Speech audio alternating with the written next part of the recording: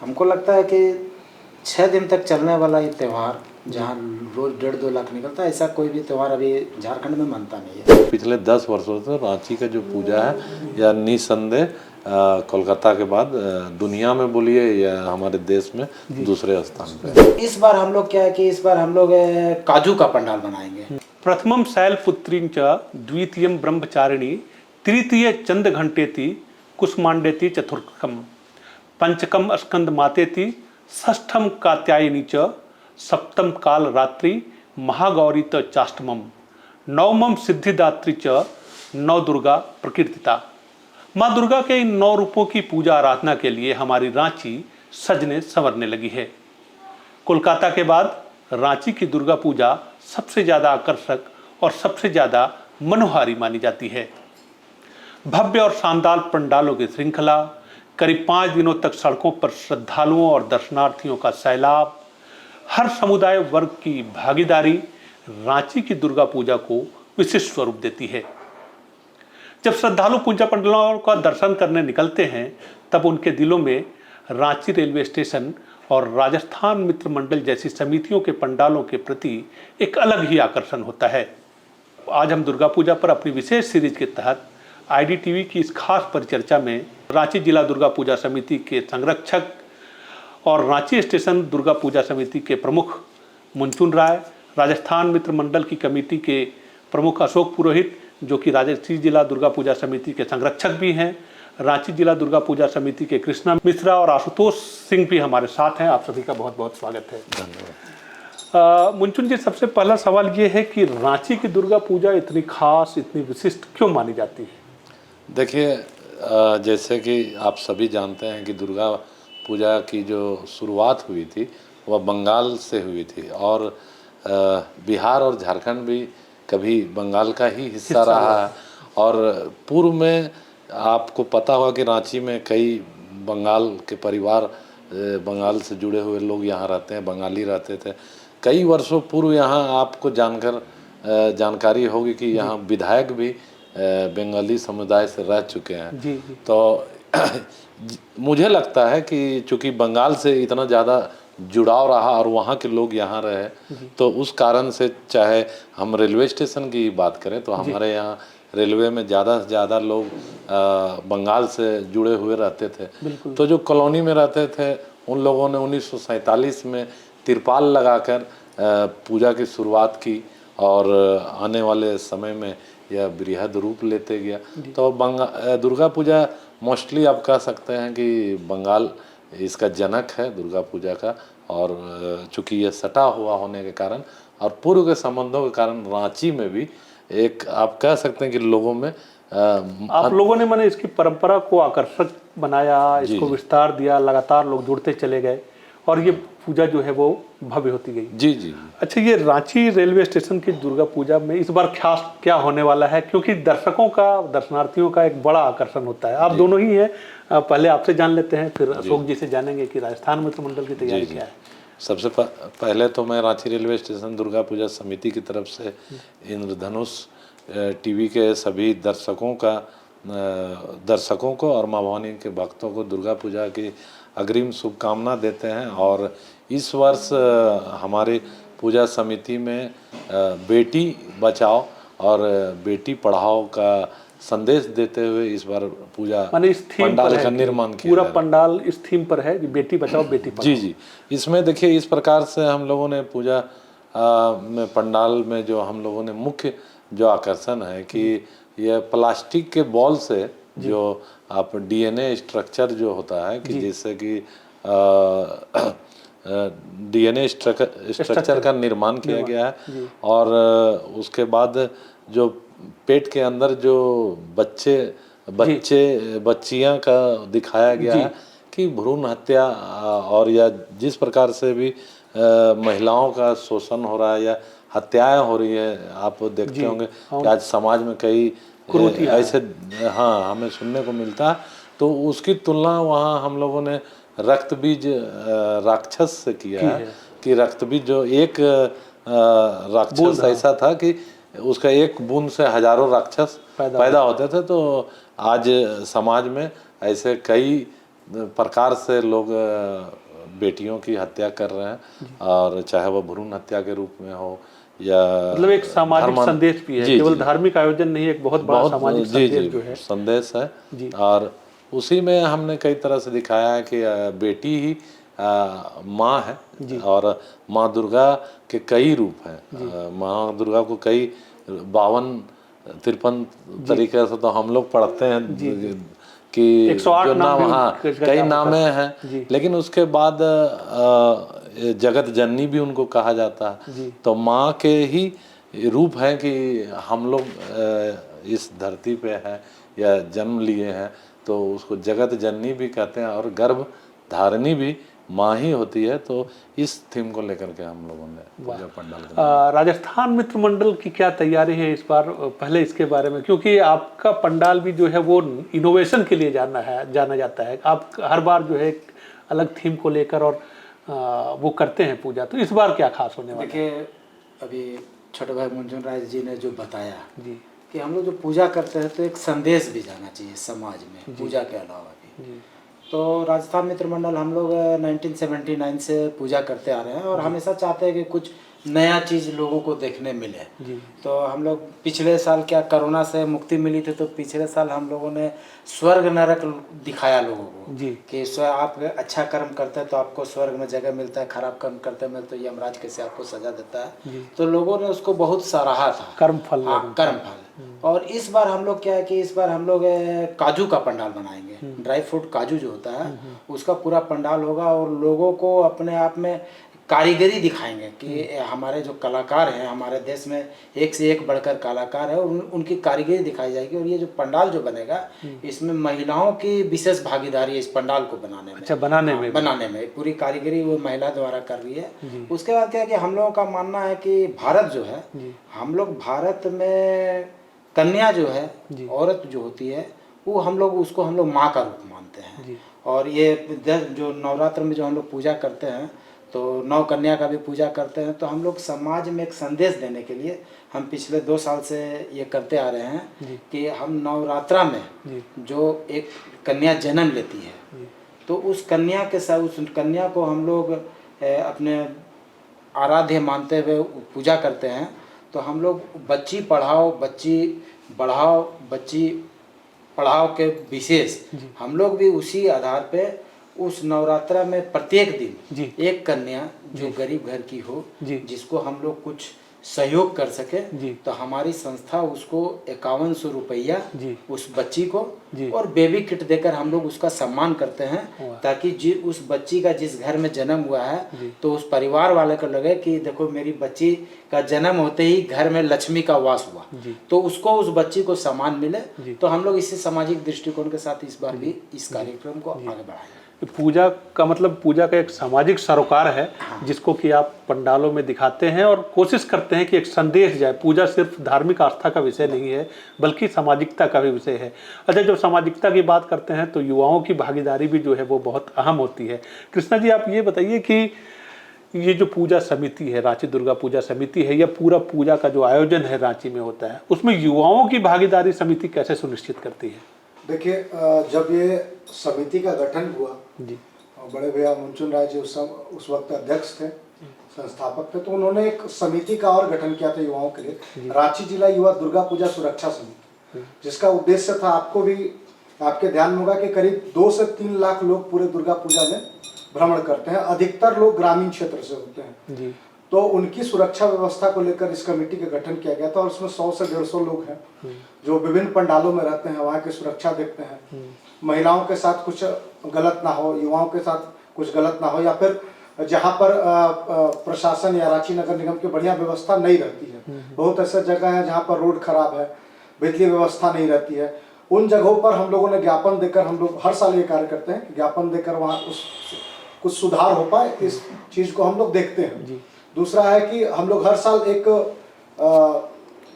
दुर्गा पूजा से कुछ दिन पूर्व हम लोग एक रैली निकालते हैं जिसमें एक मोटो रहता है कि आप वाहन 4 व्हीलर लेकर ना निकलें, इससे पोल्यूशन भी कम होगा और पार्किंग की जो समस्या होती है, भीड़ जो, क्योंकि अगर एक एक लोग कार लेकर निकलना शुरू हो जाए तो रांची बहुत जाम हो जाएगी जी। अभी 2-2 पुल का निर्माण हो रहा है रातू रोड में, डोरंडा में, तो उससे और भयावह स्थिति हो जाएगी। तो ये इस बार पुनः संदेश जिला दुर्गा पूजा के द्वारा दिया जाएगा। पूजा समिति, रांची जिला दुर्गा पूजा समिति जो है वो पूजा समितियों के बीच समन्वय का काम करती है। किस तरीके से ये टास्क जो है, ये चुनौती जो है वो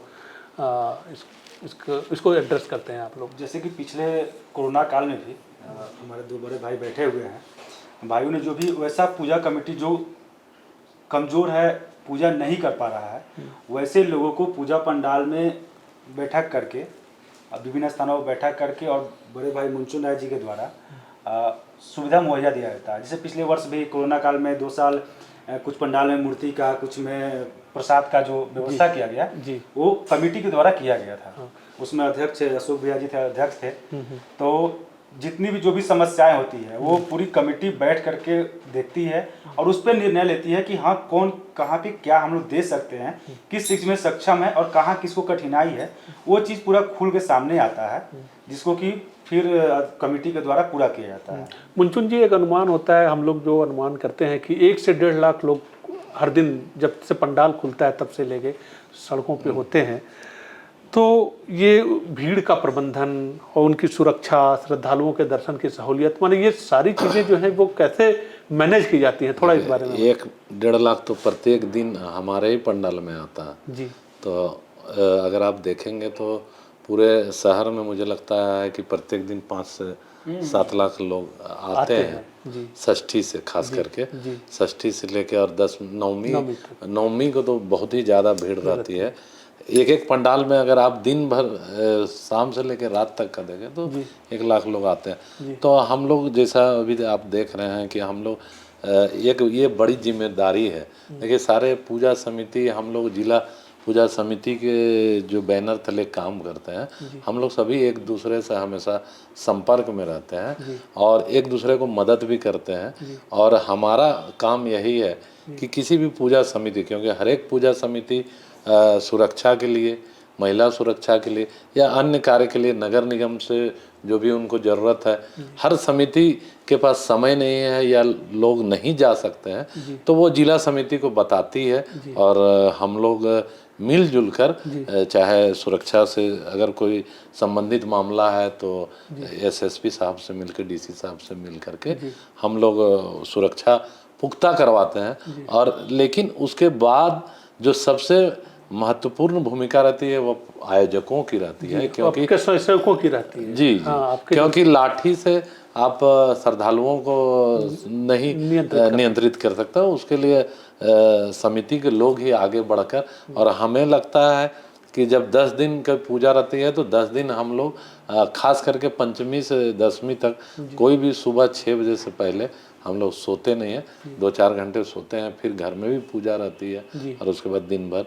तो यह माँ की शक्ति है कि हमें इतना ऊर्जा आता है, इतना उमंग रहता है दुर्गा पूजा का, क्योंकि रांची के लिए आप बोल सकते हैं कि यह झारखंड की सबसे बड़ा त्यौहार है और यह झारखंड की लाइफ लाइन है।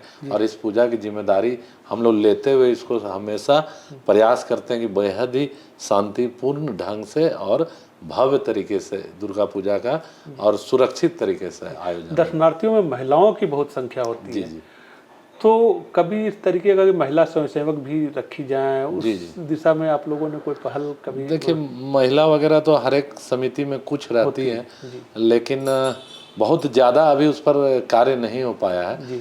बैठकें हुई है, बहुत बार हम लोगों ने प्रयास किया है महिलाओं की, लेकिन पूरी तरह से आप कह सकते हैं। ऐसे आप रांची रेलवे स्टेशन में आप जब भी आइएगा, कोई भी गया होगा तो मैं मीडिया में आपके कैमरे के सामने बोल रहा हूँ, आज तक किसी भी महिलाओं को हमारे पंडाल के पास आने के बाद वहाँ पे हम लोग हमेशा से महिला और पुरुष के लिए अलग अलग कतार की व्यवस्था करते हैं और पंडाल के अंदर से बाहर निकलने तक महिलाओं की पूरी सुरक्षा का ख्याल रखते हैं। अशोक जी, ये पुलिस प्रशासन और सरकार से आपकी क्या अपेक्षा होती है? जैसे पूजा इतना बड़ा आयोजन होता है, जाहिर है कि तो क्या उम्मीद होती है, क्या अपेक्षा होती है और कितना सहयोग मिल पाता है? काफ़ी रहती है। और ये त्यौहार ऐसा है कि हमको लगता है कि 6 दिन तक चलने वाला ये त्यौहार जहाँ रोज 1.5-2 लाख निकलता है, ऐसा कोई भी त्यौहार अभी झारखंड में मनता नहीं है। प्रशासन का पूरा सहयोग रहता है, लेकिन देखिए एक पंडाल में प्रशासन भी क्या करेगा, 10-5 पुलिस वाले रहते हैं, 2-4 महिलाएं पुलिस दे देते हैं। तो अगर माहौल खराब हो तो वो 10-5 पुलिस वाले कुछ नहीं कर सकते हैं। तो मेरा तो यही मानना है कि जो लोग आते हैं वो लोग खुद अपनी सुरक्षा का भी ध्यान रखते हैं वो लोग, और इसीलिए वो सुरक्षित जाते हैं और माँ का पूरा आशीर्वाद रहता है शहर के ऊपर। तो हम तो आज तक इतने साल से आयोजन कर रहे हैं, आज तक तो हमने नहीं देखा कि किसी तरह का कोई किसी को कोई परेशानी हुई या कुछ भी। और इसमें मीडिया कर्मी आप लोगों का भी बहुत बड़ा योगदान होता है। आप लोग माहौल बनाते हैं, आप लोगों ने सरकार ने क्या दिशा निर्देश दिया है वो आपके माध्यम से लोगों को मालूम चल जाता है, तो लोग उसका पालन करते हैं। तो हमको नहीं लगता है कि प्रशासन अपना रोल करता है और हम लोग अपना रोल करते हैं, लेकिन हम लोग मतलब अच्छा एक समन्वय रहता है, समन्वय रहता है। और हम लोग देखिए माँ का पूजा करते हैं, विश्वास है, आस्था के साथ करते हैं। ये तो पक्का है कि माँ ही सबका रक्षा करती है, सब सुरक्षित आते हैं और सुरक्षित घर जाते हैं। अच्छा, एक चीज़ पे चर्चा हुई, थोड़ा और विस्तार से चर्चा चाहते हैं, वो ये कि पार्किंग एक बड़ा कंसर्न है।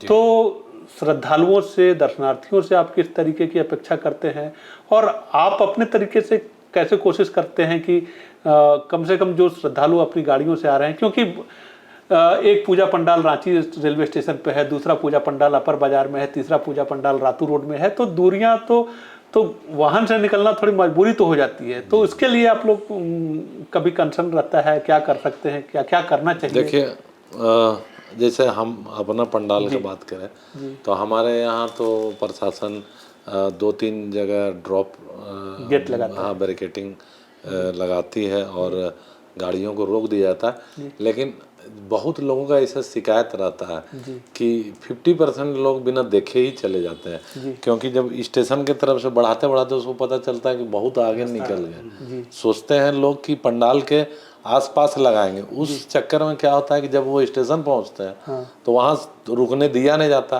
फिर वो लोग बहुत आगे चले जाते हैं, फिर दोबारा आने का हिम्मत नहीं करते हैं, फिर या तो दूसरे दिन या फिर सुबह में लौट के आते हैं। तो ऐसा देखिए हर जगह प्रॉब्लम है।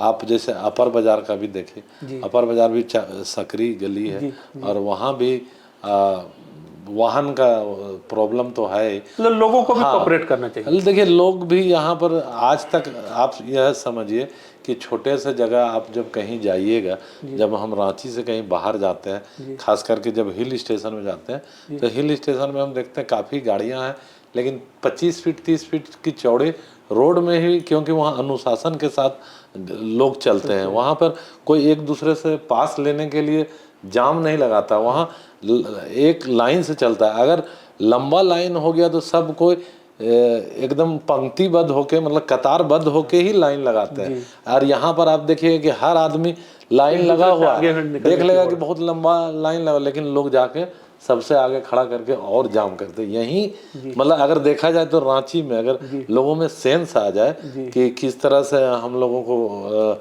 मतलब ये पालन करना है, तो यह आधी मुझे लगता है कि जो समस्या है लोगों का जागरूकता, या बोलिए यहाँ लोगों में उस तरह से कभी सोच नहीं है। सब आदमी को रहता है कि हम जल्दी निकल जाएं। अब देखिएगा कहीं जाम लगेगा तो दोनों तरफ आप उधर से आ रहे हैं तो आपको जाना है, आपके सामने मोटरसाइकिल रहेगी। मोटरसाइकिल वाला चाहते हैं कि कार वाला है ये आराम से जाएगा, बड़ा गाड़ी है मेरा छोटा है। तो इस तरह का यहाँ पे ऐसा सोच है। तो थोड़ा सा तो लोग भी अगर थोड़ा सा धीरज रखेंगे, संयम के साथ चलेंगे तो इसका निदान होगा। और दूसरा है कि सरकार की तरफ से प्रयास नहीं किया जाता है। हम लोग हमेशा से मांग करते हैं कि जैसे जिला स्कूल, ये एक सरकारी जगह है, यूनिवर्सिटी, इन सब जगहों में पार्किंग की व्यवस्था, या उससे क्या होगा कि जो अपर बाजार जिनको जाना है तो वो मेन रोड आदि पे कम दबाव पड़ेगा। उसी तरह का जगह चिन्हित करके अगर सरकार अगर पहल करे, बहुत बड़ी बात है कि अगर सरकार इस दिशा में पहल करे, प्रशासन पहल करे कि भाई जो जिन जगहों पे जगह है, जिला स्कूल परिसर है, फ्री पार्किंग की व्यवस्था करे, या कुछ मिनिमम चार्जेस जो स्टाफ का खर्चा हो किसी को टेंडर ही दे दे कि आप 5 रुपया रखिए या 10 रुपया रखिए, मेंटेनेंस करके मिनिमम कॉस्टिंग में हम ही लोग को दे दे, हम ही लोग चलवा दें पूजा समिति के द्वारा। इसमें एक चीज और हो सकता है, जैसे पूजा पंडाल जो है सबसे ज्यादा अपर बाजार एरिया में है, तो अपर बाजार एरिया में जैसे आप रातू रोड से घुसते हैं, RR स्पोर्टिंग, सत्य अमरलोक, शक्ति स्त्रोत संघ, बकरी बाजार, राजस्थान मित्र मंडल, OCC, कला संगम, ज्योति संगम, त्रिकोण हवन कुंड, ये पूजा सब टोटल एक अगल बगल दायरे में है जी। तो अगर आप घर से निकलते हैं पूजा देखने के लिए तो 6 दिन लोग मोटा मोटी मेला में लोग घूमते हैं पूजा के लिए। तो आप ये सोच के निकले कि अपर बाजार एरिया में आप अपना बाइक लगा दीजिए और इस एरिया में पैदल करें आप, जी। तो आपका ट्रैफिक का बहुत बड़ा समस्या का समाधान हो सकता है, क्योंकि एक सब पंडाल अगल में एक दूसरे से सटे हुए हैं। आप बकरी बाजार से आए, राजस्थान मित्र मंडल से OCC चले गए, वो एक एरिया में है। तो ये लोगों को समझना चाहिए कि हम इस एरिया में जब जा रहे हैं तो बिना बाइक के चले जाना है। तो आप एक दिन में कम से कम 10-12 पंडाल तो घूम लिए, उसके बाद आपको रेलवे स्टेशन जाना है, वहाँ आप गाड़ी से जाइए, बांध गाड़ी जाना है गाड़ी से जाइए, तो ट्रैफिक का एक बहुत बड़ा समस्या का समाधान हो सकता है। बच्चे भी बहुत बड़ी संख्या में होते हैं, क्योंकि बच्चों में जो ललक होती है, तो बच्चों की सुरक्षा के लिए या मतलब आप लोग पूजा समिति की ओर से, रांची जिला दुर्गा पूजा समिति की ओर से क्या अपील करना चाहेंगे कि भाई जो बच्चे को लेकर आते हैं किस तरीके की सावधानी उनको रखनी चाहिए और पूजा पंडालों को किस तरीके का ख्याल रखना चाहिए कि कम से कम बच्चे जो हैं भीड़ में खोए नहीं, या खोए तो उनको उचित सहायता मिल जाए समय पर। आजकल क्या है ना कि आजकल बच्चे गुम नहीं होते हैं जी, बच्चे बहुत तेज होते हैं। आजकल मोबाइल गुम हो जाता है, मोबाइल गुम हो गया तब आप गुम हो गए। आपको बच्चा का, आप अपने बच्चे को लेकर निकले हैं, आप उसके पॉकेट में मोबाइल नंबर का एक पर्ची जरूर डाल दीजिए, क्योंकि अगर आपके पास मोबाइल है तो आप कभी गुम नहीं हो सकते। मोबाइल गुम होने के बाद आपके परिचित गुम हो जाएंगे, आप गुम हो जाइएगा, आप अपने घर में भी फोन नहीं लगा पाइएगा क्योंकि आपको फोन नंबर ही नहीं मालूम है। तो मोबाइल का होना एकदम सुरक्षित रखना चाहिए। हम बच्चों के पॉकेट में एड्रेस डाल दें, जो नहीं बता सकते हैं तो एड्रेस वगैरह, फोन नंबर वगैरह, ताकि अगर कोई पूजा समिति को मिले तो उसको हम लोग जानकारी दे पाए। क्या होता है कभी बहुत बच्चा मिल जाता है तो हम लोग बोलते रहते हैं, लेकिन चूंकि हम लोगों का व्हाट्सएप ग्रुप भी है, तो पिछला बार भी ऐसा हुआ था कि एक बच्चा भुलाया हरमू रोड में और उसका पिताजी मिले माँ पिताजी रातू रोड में, मतलब दूसरे पूजा समिति में। चूंकि हम लोग ऑलरेडी पहले से कर रहे थे तो सब जगह घोषणाएं हो रही थी कि एक बच्चा भुला गया, तो वहाँ पे खोजते हुए जब रातू रोड में गया तो उन लोगों को भी मालूम था कि एक ऐसा हुआ, तो वहाँ से और तुरंत दूसरा पंडाल में हम लोग खबर कर देते हैं। पूजा के साथ एक बहुत बड़ी अर्थव्यवस्था भी जुड़ी हुई है, अर्थव्यवस्था जुड़ी हुई है कि कई तबके के लोगों को रोजगार मिलता है, ये होता है। तो थोड़ा इस पे हम लोग चर्चा कर लें। और ये आखिरी सवाल है कि ये जानना चाहेंगे कि मतलब ये अर्थव्यवस्था जो है कैसे रांची को गति देती है ना। पूजा जो है वो पूजा केवल एक धार्मिक आयोजन नहीं है, पूजा केवल एक सामाजिक सहभागिता का आयोजन नहीं है, क्योंकि छोटे छोटे तबके के लोग और जो छोटा बड़ा काम करने वाले लोग हैं वो भी जुटते हैं और उनके लिए भी ये रोजगार का बहुत बड़ा जरिया होता है। देखिए क्या होता है कि जो संपन्न लोग हैं, जो संपन्न लोग हैं वो सोचते हैं कि कैसे मतलब हम बच्चों को लेकर के घूमें ताकि बच्चों को समय दे तो इनका दुर्गा पूजा अच्छा हो।